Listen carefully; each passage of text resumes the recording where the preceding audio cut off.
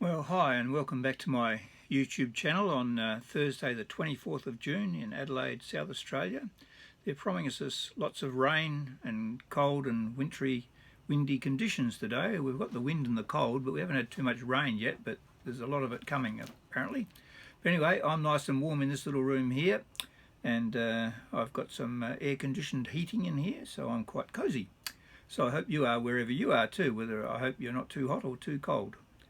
Anyway, don't you love compact point and shoot cameras?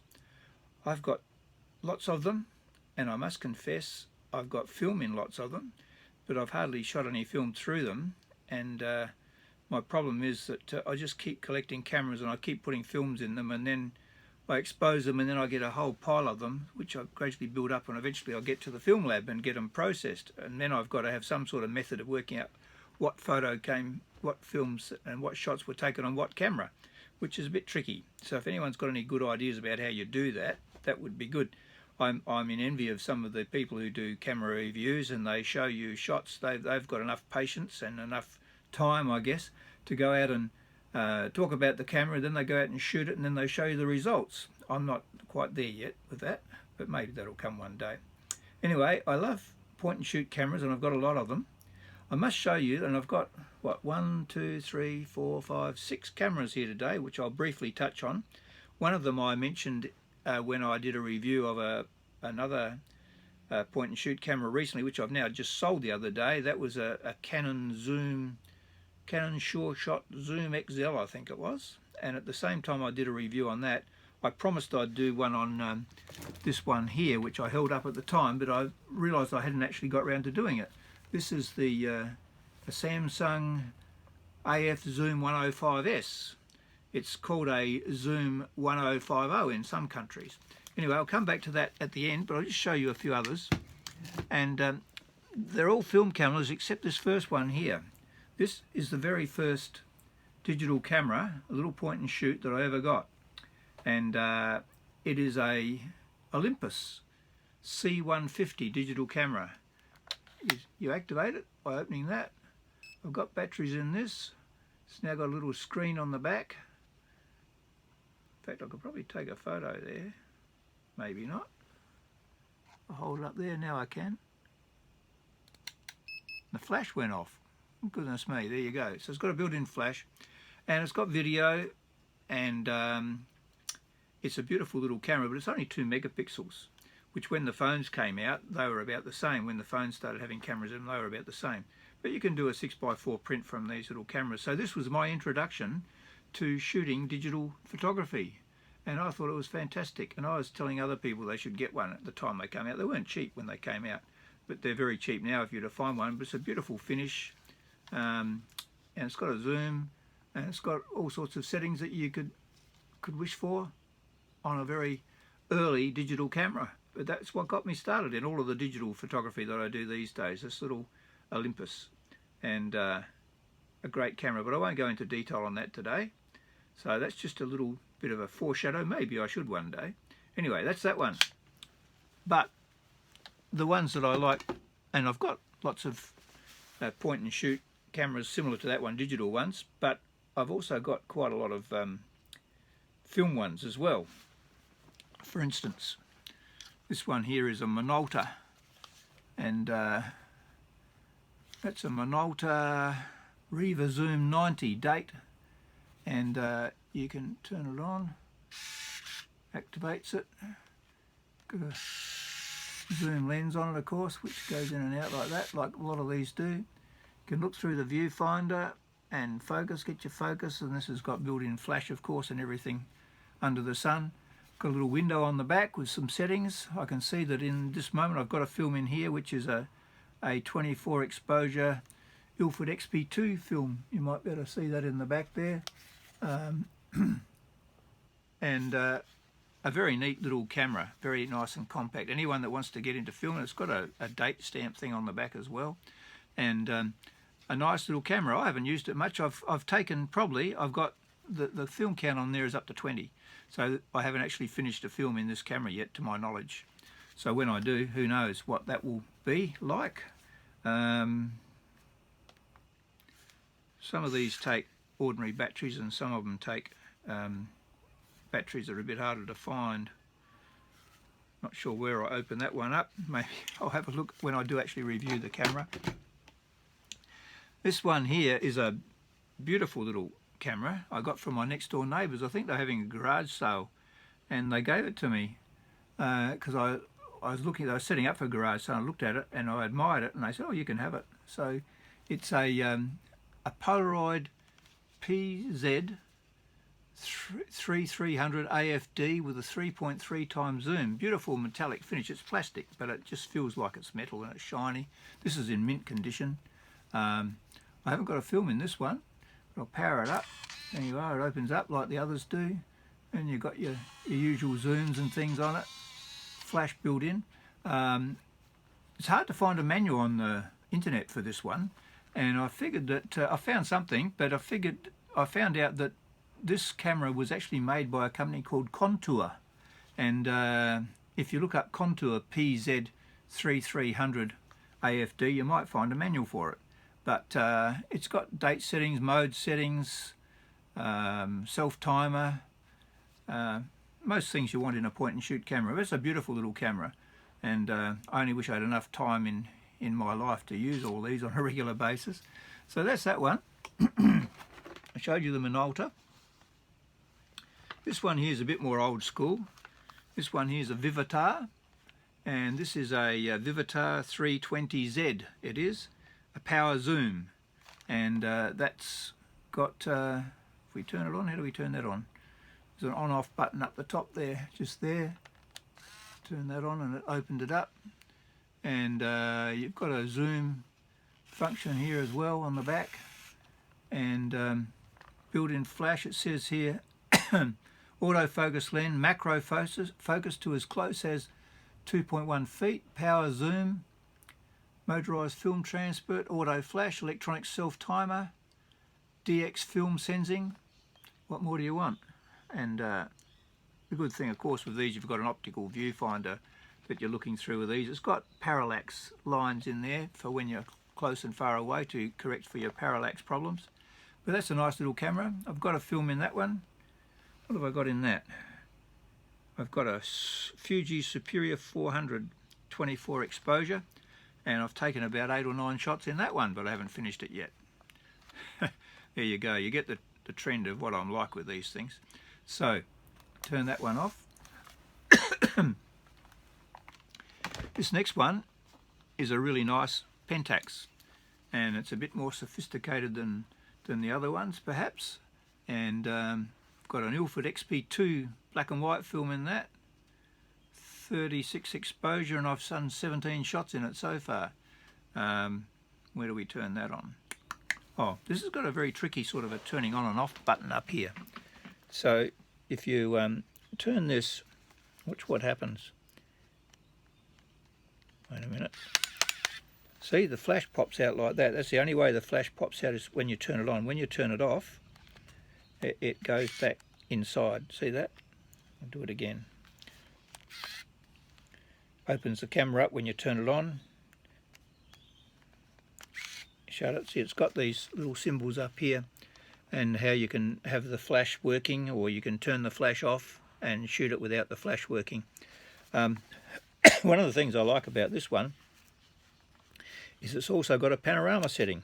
You used to get that on a lot of cameras, and even some SLR film cameras, you'd have a panorama setting, so when you look through there, it just masks off part of the film, and then you're able to take a panorama shot. Hang on, I'll just turn this on again. Excuse me. So I look through that now, and I've got a narrow slit, so it cuts it off. In fact, I should probably take a photo. I'll turn the flash off. I wonder what will happen if I was to do this. Take a photo of this, turn the flash off. Oh, hang on, I went the wrong way. Now I've got the flash turned off, so the flash shouldn't work. And then I'm looking through there, and I can see I'm just fitting the phone exactly in that window of the panorama setting. I wonder if I'll get that back, and that's in black and white, so that could be interesting. But this is a beautiful camera, and Pentax make good quality. These things are in good, in high demand. Now we've got it shut again. Pentax make good cameras. This is a 38 to 160 zoom, so it's got quite a good zoom range. Beautiful feel to it, really well made. They're plastic, but just a lovely lightweight camera that you can take and point and shoot and do whatever you like. It's got a self timer, and looks like it might have a red eye reduction on it as well. And just a lovely little camera. They've all got tripod sockets on these things down here. This one I think takes a different type of batteries to some of those. It doesn't take AA batteries, it takes one of those squat batteries that you get. And so that's just a few. I think I've showed you, what, 1, 2, 3, 4, 5 so far.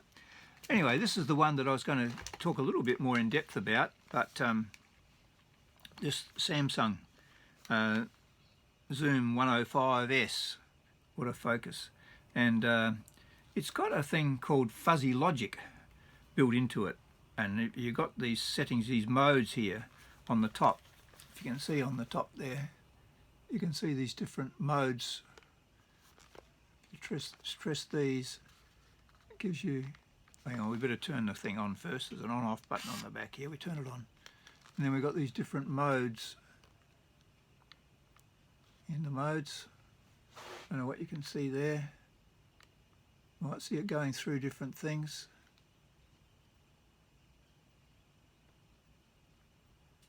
And also on this camera you can change your flash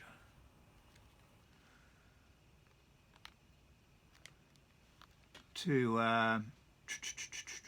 all the different flash settings. They go up and down the side here. Wait a minute, we'll just turn the camera off and reset it by doing it on again. So we'll go back to the flash, and you see down this side here, those little symbols there. It goes through, I think it'll go through the different spots to give you the different flash settings. You see that going through there. A beautiful little camera. I don't know, there's another young guy I've been looking at, he's done some reviews on it, and he's had a lot more experience with it than I have, and he goes through those controls in some details. I'll put a link to his video underneath. But you've got macro, you've got super macro. The fuzzy logic, did I tell you what fuzzy logic was? I meant to say that, didn't I? Fuzzy logic, I'm reading off of the internet.